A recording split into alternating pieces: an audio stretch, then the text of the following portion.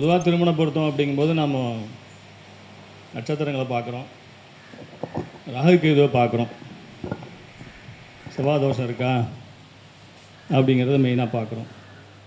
பொதுவாக இப்போ அந்த நட்சத்திரம் 10 பொருத்தம் அப்படிங்கும்போதுங்க, பஞ்சாங்கத்தில் ஒரு சில விதிவிலக்குகள்லாம் அதில் சொல்லப்பட்டிருக்கிறது.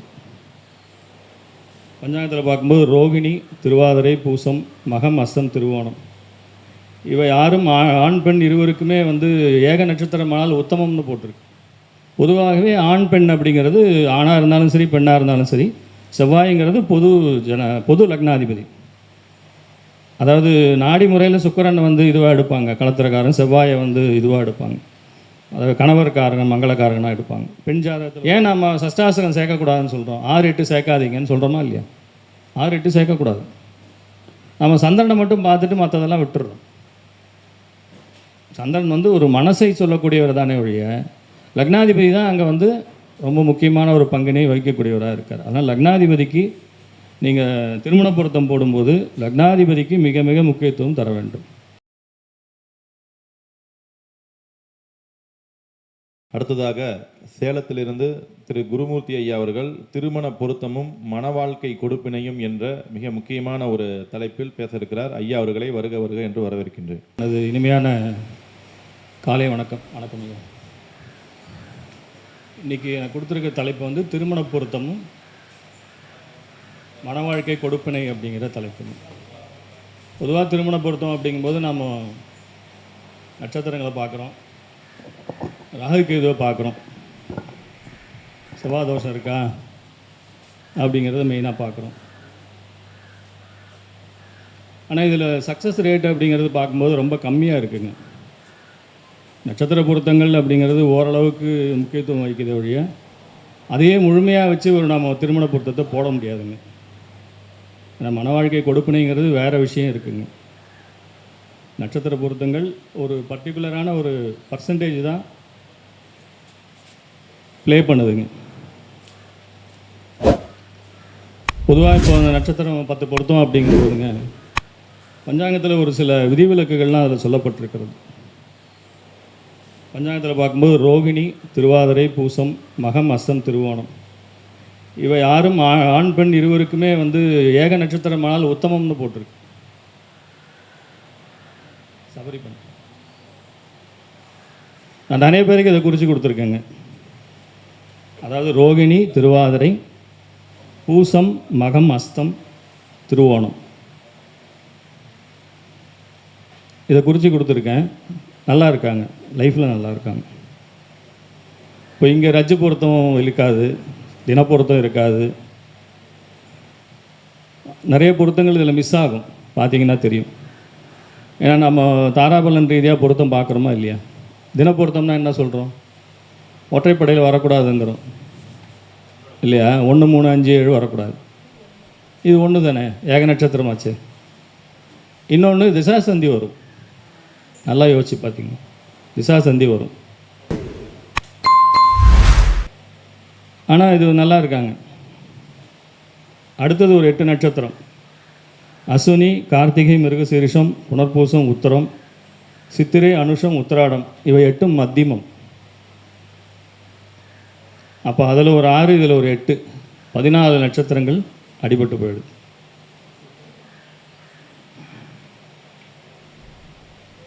ஸோ இது நான் நட்சத்திர பொருத்தமே பார்க்கக்கூடாதுன்னு சொல்லலை. நட்சத்திர பொருத்தத்துக்கு ஒரு வெயிட்டேஜ் இருக்குங்க. நட்சத்திர பொருத்தத்துக்கு நம்ம ஒரு ஓரளவு தான் முக்கியத்துவம் தரணுமே ஒழிய, அவங்களுடைய கொடுப்பினைன்ற ஒரு விஷயம் ஒன்று இருக்குங்க, அதை மீறி எதுவும் அங்கே வேலை செய்ய போகிறதில்ல. ஸோ அது கொடுப்பினை என்ன அப்படிங்கிறத ஓரளவுக்கு எனக்கு தெரிஞ்ச வரைக்கும் நான் அதை சொல்கிறேங்க. இந்த சட்டியில் இருந்தால் தான் அகப்பையில் வரும்னு சொல்லுவாங்க, கேள்விப்பட்டிருக்கீங்களா? சட்டியில் இருந்தால் தான் அகப்பையில் வரும். நம்ம வாங்கிட்டு வந்த அந்த விதின்னு ஒன்று இருக்குது இல்லைங்களா, நமக்கு இந்த மாதிரி கொடுப்பினைகள் இருக்குது அப்படிங்கிறத நம்மளுடைய அந்த 12 பாவங்களும் சுட்டி காட்டுதுங்க. அந்த பாவக கொடுப்பினைன்னு சொல்லுவாங்க. கேபி படித்தவங்களுக்கு நல்லா தெரிஞ்சிருக்கும். அந்த பாவக கொடுப்பினையை மீறி உங்களுக்கு எதுவுமே வேலை செய்யாதுங்க, அதுதான் விதி. அதுக்கு மேலே இருக்கிறது அகப்பைன்னு சொல்கிறது திசாபுத்தி. அது ஒரு சட்டி நிறையா நம்ம ஏதோ ஒரு கறி குழம்பு ஊற்றி வச்சுருக்கோன்னு வைங்க, அந்த அகப்பையில் எடுத்து ஊற்றும்போது நமக்கு என்ன வரும்ன்றதோ அதில் உள்ளே இருக்கிறத இந்த தசாபுத்தி தான் முடிவு பண்ணுதுங்க, எடுத்து கொடுக்குது நமக்கு. ஸோ இந்த தசாபுத்தியும் அந்த பாவக கொடுப்பினையும் சேர்ந்து தான் ஒரு மன வாழ்க்கையை முடிவு செய்கிறதே தவிர நட்சத்திரங்கள் முடிவு செய்வதில்லை. நட்சத்திரங்கள் குணாதிசயங்கள் ஒரு சில விஷயங்களை வேணால் சொல்லலாம். நட்சத்திரங்களில் பார்த்திங்கன்னா ஒரு சில வேதை நட்சத்திரங்களை மட்டும் நாம் அவாய்ட் பண்ணிக்கிறது நல்லது. வேதைன்னு சொல்லுவாங்க. அதிலே பார்த்திங்கன்னா நட்சத்திரம் என்பது சந்திரனை வச்சு நாம் பேஸ் பண்ணி சொல்கிறோம். அது வந்து மனோநிலையை சொல்லக்கூடியது. மனசு, ஒருத்தருடைய மனசு எப்படி இருக்கும் அப்படிங்கிறத சொல்கிறது தான் நட்சத்திரம். லக்னாதிபதினு ஒருத்தர் அப்புறம் எதுக்கு இருக்கார்? ஒரு லக்னாதிபதினு ஒருத்தர் இருப்பாரா இல்லையா? அதாவது பழமொழி அந்த காலத்தில் சொல்லுவாங்க, ஒரு கிளியை வளர்த்து குரங்கு கையில் கொடுத்துட்டாம்பாங்க. கிளியை வளர்த்தி குரங்கு கையில் கொடுத்துட்டான் அப்படிம்பாங்க. அந்த குரங்கு என்ன, அதை அந்த கிளியை வச்சு இதுவாக பண்ண போகிறது ஒன்றும் கிடையாது. அப்போ வந்து நம்ம அந்த குணாதிசயங்களை எப்படி தெரிஞ்சுக்கிறது? ஒரு ஜாதகர் வராரு, நல்ல நட்சத்திரம், ஒரு அஸ்த நட்சத்திர ஜாதகமே வராருன்னு வச்சுக்கோங்க, ஒரு ஆண் கிரகம், ஒரு ஆண் நட்சத்திரம், அவருக்கு பொருத்தமான ஒரு பெண் நட்சத்திரம், அதுக்கு பொருத்தமான ஒரு ஆண் நட்சத்திரம் பார்த்துட்டோம், 8 பொருத்தம் 9 பொருத்தம் கரெக்டாக வருது. அவங்க கேட்குறாங்க, சார் இந்த பையன் எப்படி, இந்த பையன் என் பொண்ணை கண் கலங்காமல் பார்த்துக்கோனா என்னங்கய்யா? அதுதான் முக்கியமாக கேட்குறாங்க.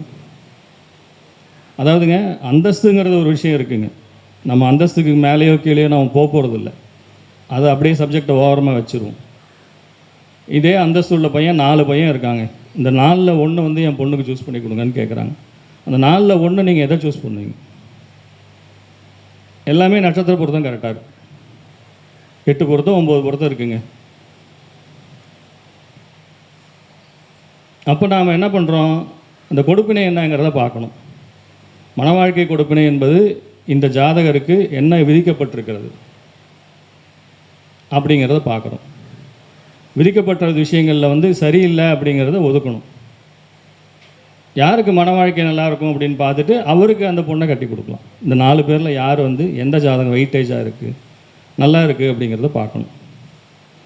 அப்படி பார்க்கணும். அப்படிங்கும்போது நம்ம முக்கியமாக 1, 7 அதிபதிகளை பற்றி கொஞ்சம் தெரிஞ்சுக்கணும். லக்னாதிபதி, 7ஆம் அதிபதி. லக்னாதிபதிங்கிறது ஜாதகர், 7ஆம் அதிபதிங்கிறது யாருங்க? கலத்திரம். இதை காலபுருஷ ரீதியாக சொல்லும்போது செவ்வாயும் சுக்கிரனும் வந்துடுறாங்க. அதனால தான் செவ்வாயை வந்து மங்களகாரன்னு சொல்கிறோம். 8 குழுமா அவரே தான் அதிபதியாக வர்றார், 8ஆம் பாவம்னு சொல்கிறது. 1, 8 கூடியவர் அவராக வந்துடுறார். சுக்கிரன் வந்து 2, 7 கூடியவராக வந்துடுறார். அப்போ அந்த காலபுருஷ தத்துவத்திலே முக்கியமான 2 பாவங்களை இவங்க 2 பேரும் கையில் வச்சுருக்காங்க. லக்ன பாவம், ஆயுள் பாவங்கிறது செவ்வாய் கையில் வச்சுருக்காரு. குடும்பஸ்தானம் மற்றும் கலத்திரஸ்தானத்தை சுக்கிரன் கையில் வச்சுருக்காரு. நீங்கள் எந்த லக்னமாக வேணால் இருங்க, 12 லக்னத்தில் எது வேணால் இருக்கலாம். காலபுருஷ லக்னம் என்பது எல்லாருக்கும் பொதுவாக பேசக்கூடியதாக இருக்கும். அது விதி மதி கதின்னு சொல்கிறதுங்க. விதி மதி கதி லக்னத்துக்கும் பார்க்கணும், சந்திரனுக்கும் பார்க்கணும், காலபுருஷனுக்கும் பார்க்கணும். நான் ஏதோ ஒரு எக்ஸாம்பிள் சொல்கிறேன், அதை வச்சு நீங்கள் அதை மேற்கொண்டு இது பண்ணிக்கணும். ஏன்னா எல்லாத்தையுமே இங்கே சொல்ல முடியாது. முக்கியமாக பார்க்கும்போது இந்த கிரகங்களுடைய அமைப்பு எப்படி இருக்குன்னு பார்க்கணும். இந்த கிரகங்கள் ஒன்றுக்கொன்று என்ன தொடர்பிலே இருக்கிறது என்பதை பார்க்க வேண்டும். லக்னாதிபதியும் 7ஆம் அதிபதியும் ஒரு ஜாதக கட்டத்திலே, ஒரு ராசி கட்டத்திலே ஆகட்டும், அம்ச கட்டத்திலே ஆகட்டும், இவர்கள் தங்களுக்குள் என்ன தொடர்பினை ஏற்படுத்தி கொண்டிருக்கிறார்கள்னு பார்க்கணும். இது வந்து ஒற்றைப்படையாக இருக்கும்போது சிறப்பாக இருக்குங்க, திரியோண தொடர்பு நல்லா இருக்குது. இரட்டைப்படையாக போகும்போது குறிப்பாக 6, 8 மறைவு ஸ்தானம் எல்லாருக்குமே தெரியும். 6, 8 அப்படிங்கும்போது என்னங்க, ஒரு ராசிக்கு 30 டிகிரி, 6 ராசிக்குங்க 3, 18, 180 டிகிரி. 180 டிகிரிக்கு மேலே 210 டிகிரி அந்த 8ஆவது ராசியில், அதாவது ஆமாம், அதாவது 7 அப்படிங்க, ஆமாம் அதான் 6ங்கிறது இப்படி வரும், 8ங்கிறது அப்படி வரும். அதாவது உதாரணத்துக்கு மேஷத்துலேருந்து கன்னி வரைக்கும் என்னங்களேன், கன்னி சிம்மம் வரைக்கும் 150 டிகிரி வந்துடுங்க. சிம்மம் வரைக்கும் ஆமாம் 5, ஆமாம் 150லேருந்து 180க்குள்ளே வரக்கூடிய அந்த டிகிரி வந்து 6ஆவது ராசியில் வந்து விழுந்துடும். 8ஆவது ராசிங்கும்போது அங்கேருந்து நேராக கீழே வரும்போது விருச்சிக ராசி. விருச்சிகம் என்பது அந்த ஆமாம் 7, 3, 7, 21, 210லேருந்து 240 டிகிரிக்குள்ளே அப்படிங்கிற மாதிரி கணக்கு வரும். இப்போ இந்த செவ்வாயும் சுக்கிரனும் ஒருவருக்கொருவர் 6, 8ஆக இருப்பது சிறப்பில்லை. பொதுவாகவே ஆண் பெண் அப்படிங்கிறது ஆணாக இருந்தாலும் சரி, பெண்ணாக இருந்தாலும் சரி, செவ்வாய்ங்கிறது பொது லக்னாதிபதி. அதாவது நாடி முறையில் சுக்கிரன் வந்து இதுவாக எடுப்பாங்க, களத்திரக்காரன். செவ்வாயை வந்து இதுவாக எடுப்பாங்க, அதாவது கணவர்காரன் மங்களக்காரனாக எடுப்பாங்க. பெண் ஜாதகத்தில் ஒரு மாதிரி, ஆண் ஜாதகத்தில் மாற்றி எடுப்பாங்க. பட் காலபுருஷனுக்கு அது தேவையில்லை. காலபுருஷ ரீதியாக பார்க்கும்போது ஜாதகனாக இருந்தாலும் சரி, ஜாதகியாக இருந்தாலும் சரி, செவ்வாய் தான் லக்னாதிபதி. இந்த செவ்வாய்க்கும் சுக்கிரனுக்கும் உள்ள தொடர்பை வந்து நான் இங்கே எடுக்கிறேன், வேறு ஒன்றும் இல்லைங்க. இதே போல் சித்தயோகி சிவதாசன் ரவின்னு ஒருத்தர் இறந்து போனார், அவரை பற்றி தெரியும். அவர் நிறைய புக் எழுதியிருக்காருங்க. அவருடைய ஒரு விதி என்னன்னு கேட்டிங்கன்னா, 4-10 பாவங்கள், இந்த 4ஆம் பாவம் 10ஆம் பாவம் ஒன்றை ஒன்று துண்டிக்கும்ங்கிறார். எப்படி நீங்கள் 6-8 ஒன்று கொண்டு மறைவுன்னு சொல்கிறீங்களோ, அதே மாதிரி 4-10 4-10 என்பதும் ஒரு வகையில் மறைவு ஸ்தானம் தான். நிறைய ஜாதகங்கள், நான் கிட்டத்தட்ட ஒரு 100 ஜாதகம் கல்யாணம் ஆகாத ஜாதகத்தை எடுத்து வச்சுருக்கேன், அல்லது திருமணமாகி பிரச்சனைக்கு உண்டான ஜாதகங்களை எடுத்து வச்சுருக்கேன். அதாவது ஒன்று, இது என்ன பண்ணுதுன்னா, திசாபுத்திகள் இடம் கொடுக்கும்போது அந்த அகப்பையிலேருந்து எடுத்து கொடுத்துரும், இந்த அவனை கல்யாணம்னு கொடுத்துரும். ஆனால் என்ன ஆகுங்க, அந்த புத்தி முடிஞ்ச உடனே என்ன ஆகிடுங்க, அடுத்த புத்தி வரும்போது பிரச்சனை ஆரம்பிச்சிடும். ஸோ இப்போ இங்கே என்ன நாம் தெரிஞ்சுக்கணும் அப்படின்னு கேட்டால், இந்த கிரகங்களுடைய தொடர்பு ஒன்றுக்கொன்று சிறப்பாக இருக்கிறதா இல்லையா என்பதை சுத்தமாக நீங்கள் தெரிஞ்சுக்கணும். நான் வந்தவுடனே பார்த்தோன்னே சொல்லுவேன், சார் உங்கள் செவ்வாய்க்கு சுக்கிரன் 4-10 இருக்குது. சார் கூட ஒரு ஜாதகம் காமிச்சார் என்கிட்ட, செவ்வாய்க்கு சுக்கிரன் 4-10 இருக்குது. இவங்களுக்கு திருமணம் ஆகிறது கொஞ்சம் டிலே ஆகும், அல்லது திருமணமே நடந்தாலும், சரியான வயசில் திருமணமே நடந்தாலும் கணவன் மனைவி உறவு என்பது அவ்வளோ சிறப்பாக இருப்பதில்லை அப்படிங்கிறத அதில் நாம் தெரிஞ்சுக்கணும். அப்போ இந்த மாதிரி ஜாதக அமைப்புகள் வரும்போது இதை அப்படியே நவாம்சத்துலேயும் பார்க்கணும். நான் வந்து செவ்வாய் சுக்கிரன் ஒரு உதாரணத்துக்கு தான் சொன்னேன், அதாவது காலபுருஷ ரீதியாக தான் சொன்னேன். அடுத்தது நீங்கள் ஏதாவது வேறு ஒரு லக்னம் போட்டுக்கோங்களேன். உங்களுக்கு வந்து ஒரு சிம்ம லக்னம்னு வச்சுக்கோங்க. சிம்ம லக்னத்துக்கு லக்னாதிபதி யாருங்க? சூரியன். 7ஆம் அதிபதி சனி. இந்த சூரியனும் சனியும் 6-8 போகக்கூடாது. இது ஒரே ஜாதகத்தில் செவ்வாய் சுக்கிரனும் 6-8 போகுது, சூரியன் சனியும் 6-8 போகுது. வாய்ப்பு இருக்குல்ல, ஏன்னா காலபுருஷ லக்னம் தான் செவ்வாய் சுக்கிரனும். ஆனால் ஜனனகால லக்னங்கிறது சிம்மம். சிம்மத்துக்கு உண்டான சூரியனும் 7ஆம் பாவத்துக்கு உண்டான சனியும் தங்களுக்குள் என்ன உறவு முறையில் இருக்கிறதுங்கிறது தான் இங்கே கேள்வி. அந்த உறவு முறைகளை டிகிரி சுத்தமாக நீங்கள் பிரிச்சுக்கணும். எப்பயுமே பாவகம் என்பது நம்ம கண்ணை கட்டிடும். பாவங்களை பார்க்கும்போது நீங்கள் உண்மையிலேயே 6ஆம் பாவத்தில் ஒரு கிரகம் இருக்குதுன்னு நினைப்பீங்க, ஆனால் அது 6ல் இருக்காது, 5ல் இருக்கும். அதை வந்து நீங்கள் தெளிவுபடுத்தாமல் பலன் சொல்லவே கூடாது. 6ஆம் பாவத்தில் இருக்கும் கிரகம் 6ல் இருப்பது போல தோன்றும், ஒரு பிம்பத்தை ஏற்படுத்தும். ஆனால் உண்மையிலே அது 5லையும் இருக்கலாம், 7லையும் இருக்கலாம். புரியுதுங்களா? கேபியில் போட்டிங்கன்னா துல்லியமாக வந்துடும். அதனால தான் நான் சொல்லுவேன், கேபி பாருங்கள். இந்த பாவகம் அப்படிங்கிற தொடர்பு வந்தாலே கேபி முறையை கையில் எடுத்துக்கோங்க, அது ரொம்ப சிறப்பாக இருக்கும். நான் முதல்ல சொன்னேன் இல்லையா, அந்த ஒரு அவருடைய அந்த குணாதிசயங்களை சொல்வது அப்படிங்கிறது, ஜாதகர் எப்படிப்பட்ட தன்மையுடையவராக இருப்பாருங்கிறத எப்படி சொல்கிறது. லக்னாதிபதியுடைய சாரம் ரொம்ப முக்கியம். லக்னாதிபதியுடைய சாரம், அதே போல் செவ்வாயினுடைய சாரம் ரொம்ப முக்கியம். ராசியாதிபதியும் எடுத்துக்கலாம், ராசியாதிபதியை கடைசி பாயிண்ட்டாக நம்ம எடுத்துக்கலாம். ஃபஸ்ட்டு காலபுருஷ லக்னாதிபதி செவ்வாய். அவர் வந்து உதாரணத்துக்கு திருவாதிரை சுவாதி சதயத்தில் இருக்காருன்னு வச்சுக்குவோம். திருவாதிரை சுவாதி சதயம் செவ்வாய் வந்து நிற்கிறார். இவருக்கு எக்காரணத்தை கொண்டும், இது ஒரு ஆண் ஜாதகம்னு வச்சுக்குவோம், இவருக்கு எக்காரணத்தை கொண்டும் ஒரு பெண் ஜாதகத்தில் செவ்வாய் ரோகிணி அஸ்தம் திருவோணத்தில் இருக்கக்கூடாது. இது 2ல் 1 முடிக்க பார்க்கும். நான் ஒன்றை முடிக்கிறேன்னா நீ என்ன முடிக்கிறியான்னு பார்க்கலாம். நம்ம யாராவது செவ்வாய் எடுக்கிறோமா? அதாவது இதே மாதிரி ஒரு இது நடந்து ஒரு திருமணம் செய்து வைத்து மிகச்சிறப்பான பொருத்தம் இருக்குது, திசாபுத்தி நல்லா இருக்குன்னு சொல்லி 2 வருடத்திலே அந்த கணவர் இறந்து விடுகிறார். அங்கே தான் அந்த இது வந்து வேலை செய்யுங்க. நம்ம வந்து இது சொல்கிறோம் இல்லையா, ரஜ்ஜுன்னு சொல்கிறோம் இல்லையா, ரஜ்ஜு பொருத்தம், ரஜ்ஜு தட்டுதுன்னு சொல்கிறோம் இல்லையா, இந்த கயிறுன்னு சொல்கிறோம் இல்லையா, இந்த கயிறு வந்து அங்கே தான் இடிக்கும். ஒரே கயிறு சேர்த்தக்கூடாதுங்கிறோம்ல. இப்போ நம்ம என்ன சொல்கிறோம், மேலே வந்து ஃபஸ்ட்லேருந்து எடுத்துகிட்டு வந்தால் கேதுவுக்கு புதனை சொல்கிறோம், சுக்கிரனுக்கு சனியை சொல்கிறோம், அடுத்து சூரியனுக்கு குருவை சொல்கிறோம், சந்திரனுக்கு ராகுவை சொல்கிறோம். செவ்வாய் மட்டும் தனி ரஜ்ஜு, செவ்வாய்க்கு தலை ரஜ்ஜு. செவ்வாய் வந்து தலை எப்பயுமே அவர் தனியாக தான் இருப்பார். செவ்வாய்க்கு வந்து ஒரு செவ்வாய் இன்னொரு செவ்வாய்க்கு சேர்த்தக்கூடாது. நம்ம செவ்வாய் வந்து ரஜ்ஜு தட்டுன்னு சொல்கிறோமில்ல, அதாவது மிருகசீரிடம், சித்திரை, அவிட்டம் இந்த நட்சத்திரங்கள் ஒன்றுக்கொன்று சேராது. ஏன்னா ரஜ்ஜு தட்டும்.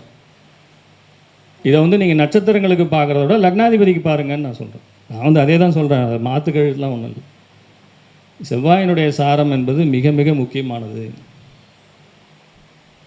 செவ்வாயை வந்து தயவுசெய்து எடுங்க.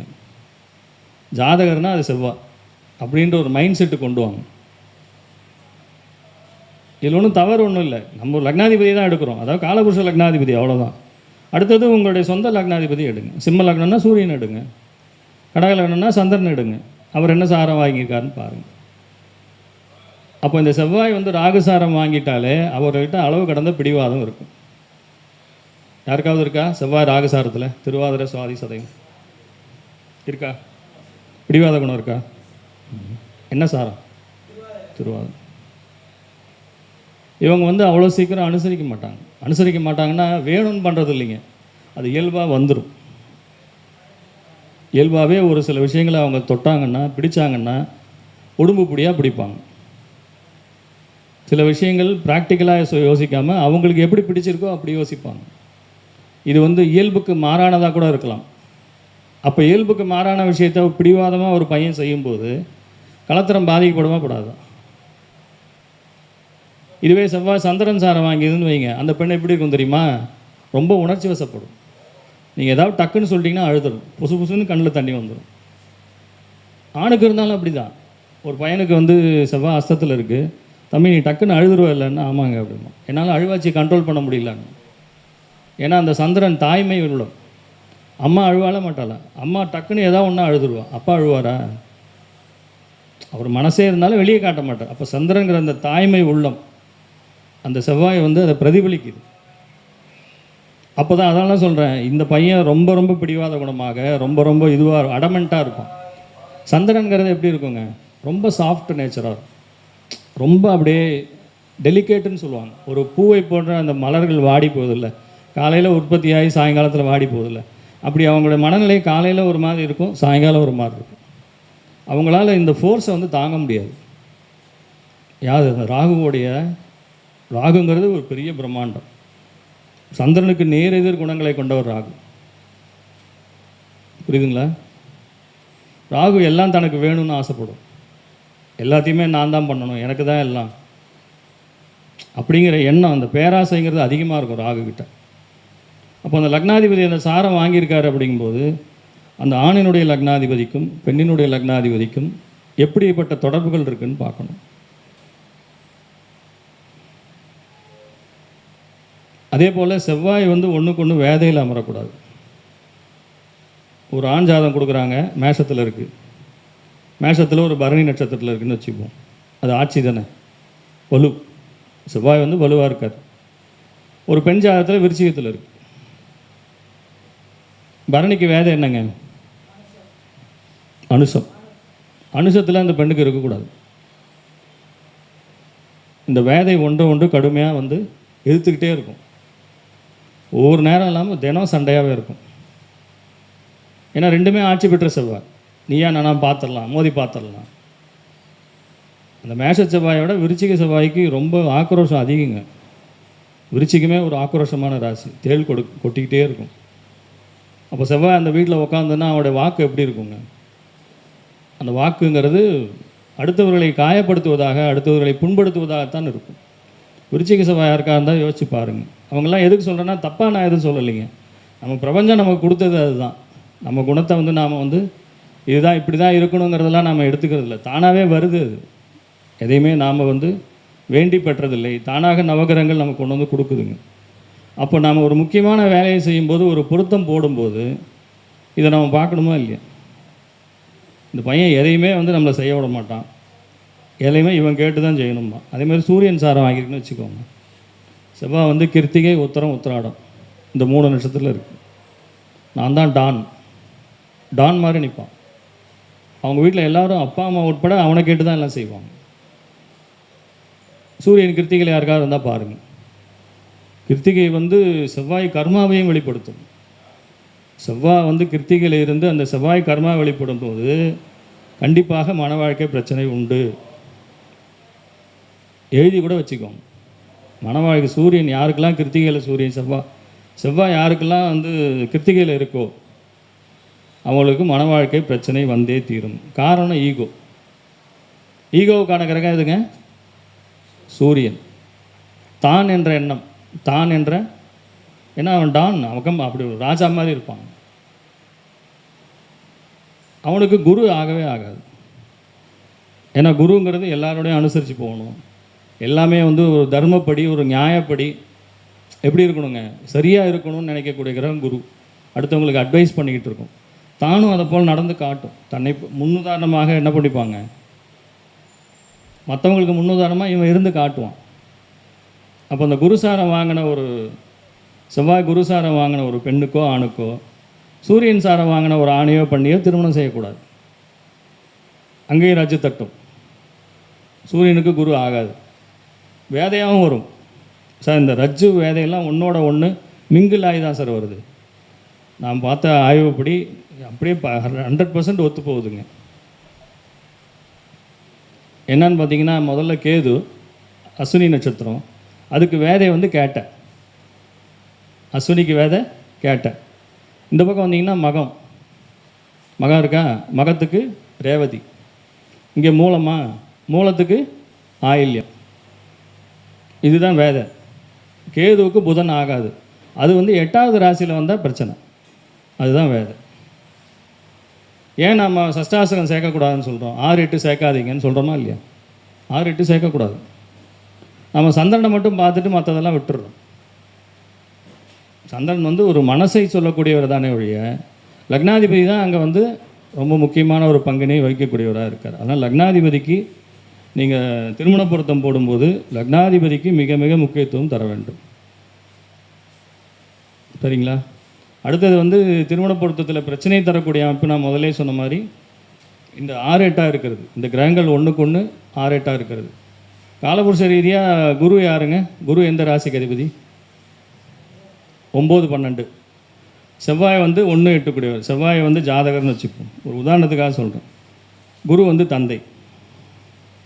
அதாவது பாவக ரீதியாக நான் சொல்கிறேன். நீங்கள் வந்து காரகத்துவ ரீதியாக போகாதீங்க. காரகத்துவம் என்பது வேறு, பாவாதிபதி என்பது வேறு. ஆனால் ரெண்டையும் பார்க்காம நீங்கள் பலன் சொல்ல முடியாது. ஒரு பாவம் கெட்டிருந்தால் ஒரு காரகனை போய் பார்க்கணும், ஒரு காரகம் கெட்டு போயிருந்தால் ஒரு பாவத்தை போய் பார்க்கணும். அப்போ செவ்வாய்ங்கிற ஜாதகர், அவர்லேருந்து 8வது ராசியில் குரு இருக்கார். அவர் ஏதோ ஒரு ராசியில் இருக்கார் சார். செவ்வாய் எங்கேயோ ஒரு 8வது ஏதோ ஒரு ராசியில் இருக்கார். உங்களுக்கு எங்கே பிடிக்குமோ போட்டுக்கோங்க. துலாத்தில் போட்டுக்கோங்க. துலாத்துக்கு 8வது ராசி மேலே ரிஷபத்தில் குரு இருக்கார். அப்போ அந்த செவ்வாய்க்கும் குருவுக்கும் என்ன தொடர்பு? 6 8 தொடர்பு. தந்தை அனுகிரகம் இல்லை. தந்தை அனுகிரகம் ஒன்றா தந்தை இழந்துருவார், இல்லைன்னா தந்தை இருந்தும் பிரயோஜனம் இல்லைன்னு இருப்பார். பேருக்கு ஒரு இனிஷியல் போட்டார் சார், இனிஷியல் மட்டும் கொடுத்தார், வேறு எந்த பிரயோஜனமும் இல்லைன்னு. கல்யாணம் ஆகி 2 குழந்தை பெற்றுட்டு பிரிஞ்சு போகிற ஆண்கள்லாம் இருக்காங்க. பார்த்தீங்கன்னா தெரியும். கல்யாணம் ஆகி 2 குழந்தை பிறந்து பிரிந்து போய் வேறு திருமணம் செய்யக்கூடிய ஆண்கள்லாம் இருக்காங்க. அந்த 2வதாக பிறக்கக்கூடிய குழந்தை ஜாதகத்தில் பார்த்தீங்கன்னா இந்த செவ்வாயும் குருவும் 6 8 இருக்கும். எதை வச்சு கண்டுபிடிப்பீங்க? நான் சொல்லுவேன், இது பாரு, இந்த பொண்ணு பிறந்ததுக்கப்புறம் உங்கள் அப்பா உன்னை விட்டுட்டு போயிருக்கணும், இல்லை இங்கே வெளிநாடு போய் உனக்கும் அதுக்கும் தொடர்பு இல்லாமல் போயிருக்கணும்னு. போயிடுச்சு சார். அவர் என்ன பண்ணிட்டாருங்க, வேறு கல்யாணம் பண்ணிட்டு போயிட்டார் தந்தை. ஸோ இதெல்லாம் சொல்கிறதுக்கு நமக்கு வேணும் இல்லை சார், ஒரு விஷயம் நமக்கு தெரியணும் இல்லை. அப்போ ஏன் இதை நான் திருமண பொருத்தத்துக்குள்ளே கொண்டு வரேன்னா, இதெல்லாம் வச்சு தான் நாம் சார் திருமணங்கிறது ஒரு 1000 காலத்து பயிரா இல்லையா? முன்ன பின்ன தெரியாத 2 குடும்பத்தை நாம் சேர்த்து வைக்கிறோமா இல்லையா? அப்போ நம்மளுடைய பொறுப்பு எந்த அளவு இருக்கும் அதில்? ஆனால் வர்ற ஜனங்க அதை தான் ரொம்ப மட்டமாக நினைக்கிறாங்க. 10 ஜாதகத்தை கொடுத்துட்டு ஜாதகத்துக்கு 50 ரூபா சார், 500 ரூபா வச்சுக்கோங்க, அதை பார்த்து கொடுங்கன்ட்டு போகிறாங்க. நான் என்ன பண்ண முடியும்? நட்சத்திர பொருத்தம் போட்டு கொடுத்து அனுப்பிச்சுட்ருவேன். வேறு என்ன பண்ணுவீங்க? தினங்கணம் மகேந்திரன் ராசி அதிபதினு 10 பொருத்தம் தசாபுத்தியில் பார்த்துட்டு வேறு என்ன பண்ணுவீங்க? செவ்வாதோஷம் இருக்கா, நாகதோஷம் இருக்கா? இந்த பையனுக்கு செவ்வாதோஷம் இருக்குது, செவ்வாதோஷம் இருந்தால் கட்டு, நாகதோஷம் இருந்தால் கட்டு, நாகதோஷத்துக்கு நாகதோஷம் கட்டு, செவ்வாதோஷம் கட்டு, எல்லோரும் சொல்கிற மாதிரி சொல்லிட்டு போயிட்டே இருக்க வேண்டியது தான். அப்புறம் உங்கள் மன வாழ்க்கை எப்படி இருக்கும் சார்? 5 லட்ச ரூபா 10 லட்ச ரூபா போட்டு கல்யாணம் பண்ணுறான் சார். கல்யாணத்துக்கு எவ்வளோ செலவு பண்ணுறான்? நான் சொல்கிறது ரொம்ப கம்மி. நான் சாதாரண ஒரு நடுத்தர குடும்பத்தில் கோயிலில் வச்சு தாலி கட்டி ஒரு வேளை சாப்பாடு போட்டு அனுப்புகிறோன்னு தான் நான் சொல்கிறேன். 5 லட்ச ரூபா ஆகிடும். ஏன் இதை ஒரு ஜோதிடருக்கு நீங்கள் கொடுக்கக்கூடாது? ஏன் ஒரு 100 200 கொடுத்து ஒரு 500 1000 கொடுக்கக்கூடாது? உங்கள் மகளுடைய திருமண வாழ்க்கையவே நீங்கள் முடிவு பண்ணுறீங்களா இல்லையா? அப்போ அவரை மதித்து அவருக்கு நாம் கொடுக்கணுமா இல்லையா? ஒரு கல்யாணம் நல்லபடியாக குறித்து கொடுத்தா முதல் பத்திரிக்கை அவரை கொண்டு போய் கொடுத்து அவருக்கு ஒரு வேட்டி துண்டை வச்சு நம்மளால் முடிஞ்ச ஒரு 1000 2000 சன்மானத்தை வச்சு கொடுத்து, ஐயா நீங்கள் பார்த்து கொடுத்தீங்க, நல்லபடியாக இருக்காங்க சொல்லணுமா இல்லையா? எத்தனை பேர் செய்கிறாங்க?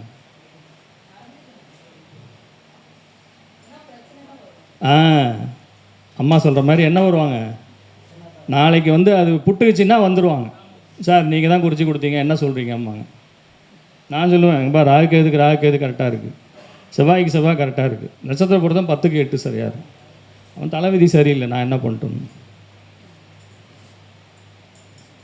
இங்கே வந்து நாம் எல்லா ஆய்வுகளையும் செய்து 12 பாவங்களையும் ஆய்வு செய்து நட்சத்திரங்களை ஆய்வு செய்து திசாபுத்திகளை ஆய்வு செய்து அடுத்து வரக்கூடிய திசாபுத்திகள் ரொம்ப முக்கியங்க. ஒரு திசாநாதன் திருமணத்தை மறுப்பார். உதாரணத்துக்கு சொல்கிறேன், கேபியில் சொன்னால் 6-12 6-12ங்கிறது திருமணத்தை மறுக்கக்கூடிய பாவம். ஒரு புதன் திசை ஒரு பையனுக்கு நடக்குது சார், குரு நட்சத்திரத்தில் பிறந்துட்டான், புரட்டாதியில் பிறந்துட்டான், உத்திரட்டாதி முடிஞ்சு ரேவதி, புதன் திசை ஆரம்பம், கரெக்டாக 27 வயசு கல்யாணத்துக்கு வராங்க. புதன் திசை அவனுக்கு 6-12, அதாவது நீ திருமணம் பண்ணால் கட் பண்ணுவேன்னு சொல்லுது. அது கொடுப்பினே அதுதான், நீ அதெல்லாம் மாற்ற முடியாது. ஆனால் அதில் இடையில் வர ஒரு புத்தி மட்டும் இவனுக்கு சப்போர்ட் பண்ணுது. உதாரணத்துக்கு கேது புத்தி சப்போர்ட் பண்ணுதுன்னு வச்சுப்போம். கேது புத்தியில் அந்த ஒற்றைப்படை பாவங்களான 1 3 5 7 சிறப்பாக வேலை செய்யுது. பார்க்குறாங்க, பொண்ணை பார்க்குறாங்க, கல்யாணம் பண்ணி வச்சிடுறாங்க. கேது புத்தி முடிஞ்சவொடனே என்ன ஆகிடுங்க, அடுத்த புத்தி சுக்கிர புத்தியில் கட் ஆகிடும். அப்போ நம்ம கொடுப்பினைன்னு எதை சொல்கிறோம் புரியுதா? இந்த தலைப்பு வந்து அதுதான். அதாவது திருமண பொருத்தமும் மன வாழ்க்கை கொடுப்பினையும். கொடுப்பினையில் என்ன இருக்கோ, சட்டியில் என்ன இருக்கோ அதுதான் அகப்பையில் வரும், வேறெல்லாம் வராது. நீங்கள் எவ்வளோ போட்டு அலசினாலும் உள்ளே இருக்கிறது தான் எடுத்து கொடுக்க முடியும், வெளியிலலாம் எடுத்து கொடுக்க முடியாது. அதை வந்து நாம் தெளிவாக சொல்லிடணும். இதை பேலன்ஸ் பண்ணுற மாதிரி ஒரு ஜாதகத்தை நீங்கள் பொருத்தம் போடலாம். நம்மளால் என்ன முடியும்னு கேட்டால் ஒரு விஷயம் பண்ண முடியும். இந்த மாதிரி ஜாதகம் வந்து பிரச்சனைக்கு உண்டான ஜாதகமாக வந்திருக்கு, உங்கள் பொண்ணோட ஜாதகமோ உங்கள் பையனோட ஜாதகமோ சரியில்லை, இவனுக்கு திருமண கொடுப்பினை சரியில்லை, இவனுக்கு கல்யாணம் ஆகி 2 வருஷத்தில் டைவர்ஸ் ஆகிடும், இதை பேலன்ஸ் பண்ணுற மாதிரி ஒரு ஜாதகம் வரட்டும், அது வரைக்கும் பொறுமையாக இருங்க அப்படின்னு சொன்னால் கேட்பாங்களா? சார் இந்த குடும்பம் எனக்கு ரொம்ப பிடிச்சிருக்கு சார், வந்தவொடனே சொல்கிறான், சார் இந்த குடும்பம் எனக்கு ரொம்ப பிடிச்சிருக்கு சார், பையனுக்கும் பொண்ணுக்கும் ஈக்குவல் ஸ்டேட்டஸ் சார், 2 பேரும் ஐடியில் இருக்காங்க, நல்லா சம்பாதிக்கிறாங்க சார், என்ன மெட்ராஸில் அவன் ஒரு பிளாட் வாங்கிட்டான் சார், என் பொண்ணு ஒரு அப்பார்ட்மெண்ட் வீடு ஒன்று வாங்கிச்சு சார், அதனால் இது வந்து கல்யாணம் பண்ணிட்டா 2 பேரும் மெட்ராஸில் சந்தோஷமாக இருந்துக்குவாங்க சார், எப்படியாவது இதை ஓகே பண்ணி கொடுங்க சார். இவனா ஓகே பண்ணுறதுங்க, என்னையா என் பொழப்பையே மாற்றிடுவ போல இருக்கு நீயே, எப்படிங்க சார்? ஒரு ஆள் வந்து இந்த ஜாதகத்தை அதுக்கு தகுந்த மாதிரி மாற்றி கொடுன்னு கேட்குறான் சார். உண்மையிலே சத்தியமாக சொல்கிறேன் சார், தயவு செய்து இந்த பாவத்தை மட்டும் யாரும் ஏற்றுக்காதீங்க, நான் நெஞ்சார சொல்கிறேன்.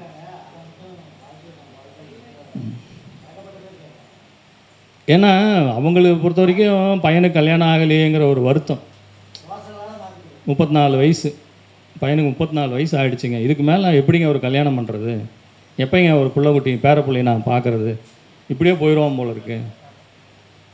சரி நான் கேட்பேன், மாற்றிட்டா மட்டும் விதி மாறிடுமா? தலையில் ஒன்று எழுதியிருக்கான்ல, பிரம்மா வந்து தலையில் எழுதியிருக்கான், தலையெழுத்து மாறிடுமா?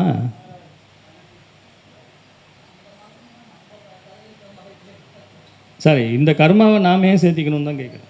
தயவுசெய்து இந்த கர்மாவை சேர்த்திக்காதீங்க. இல்லைங்க எனக்கு அதெல்லாம் தெரியாது, நான் சொல்லிடுவேன், நான் அந்தளவுலாம் படிக்கலைங்க, எனக்கு எழுத படிக்கவே ரொம்ப கம்மியாக தாங்க வரும், ஏதோ பொழப்பு நடத்திட்டு இருக்கிறேங்க, நீங்கள் என்னையே போய் ஜாதகத்தை மாற்றினா எனக்கு அதெல்லாம் தெரியாதுங்க அப்படின்ட்டு. எதுக்கு அவங்கள போய் நான் மனசை புண்படுத்துவானே? ஸோ இந்த மாதிரி போயிட்டுருக்கு திருமண பொருத்தம் என்பது, திருமண கொடுப்பினை என்பது இந்த மாதிரியெல்லாம் போயிட்டுருக்குது. தயவுசெய்து இதெல்லாம் போய் மாட்டிக்காதீங்க அப்படிங்கிறத தெரிஞ்சுக்கணும். ஒரு 2 விஷயம் மட்டும் சொல்லி முடிச்சிடுறேங்க.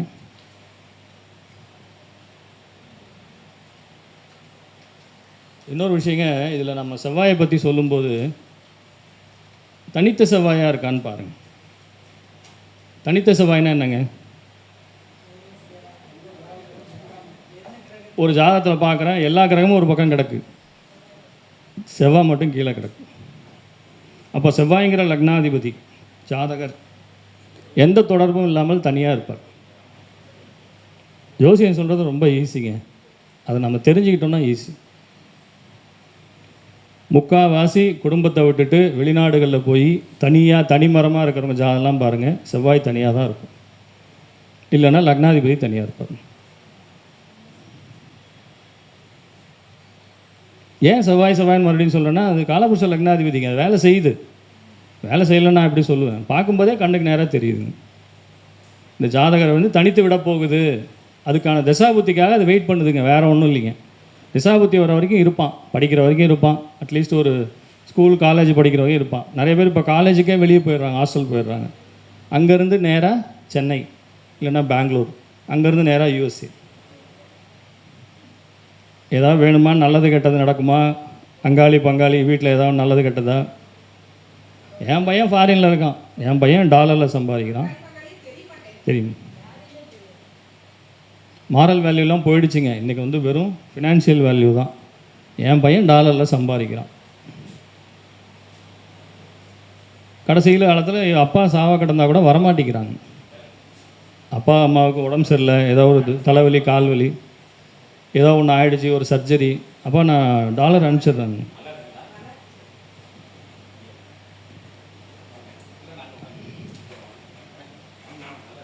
இன்னும் ஒரே ஒரு விஷயங்க, சுக்கிரனுக்கு அடுத்து பாவகிரகங்கள் வரக்கூடாது.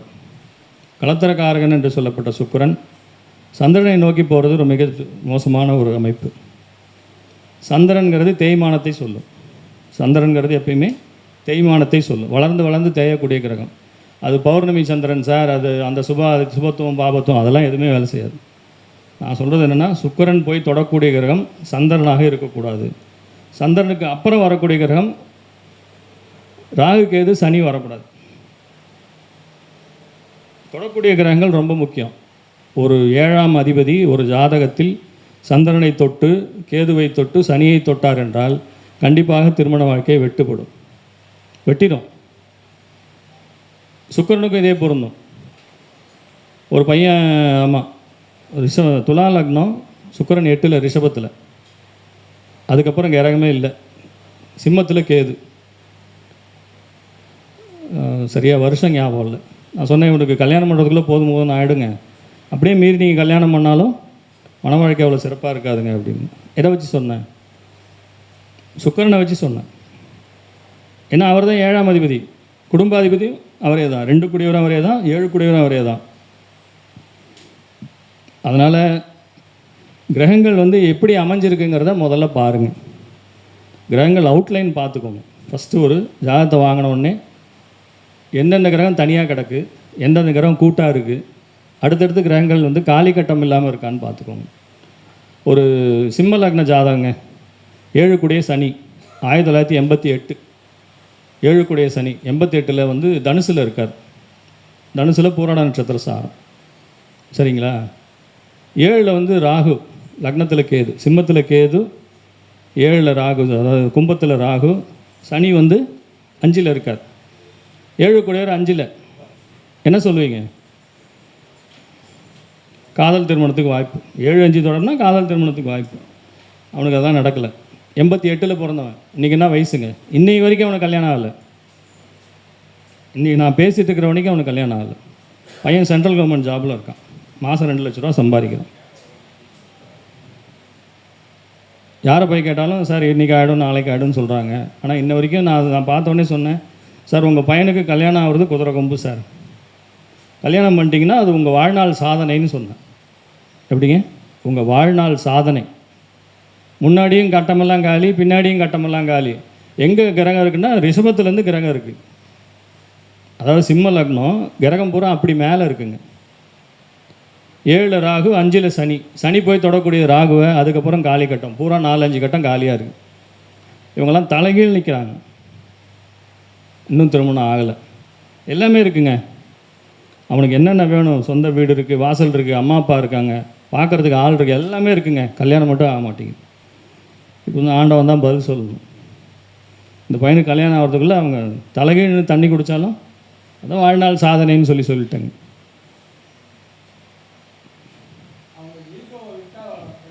இல்லைங்க, அதெல்லாம் பார்த்துட்டாங்க. அதுக்கு அவங்க சம்மதிக்க மாட்டாங்க.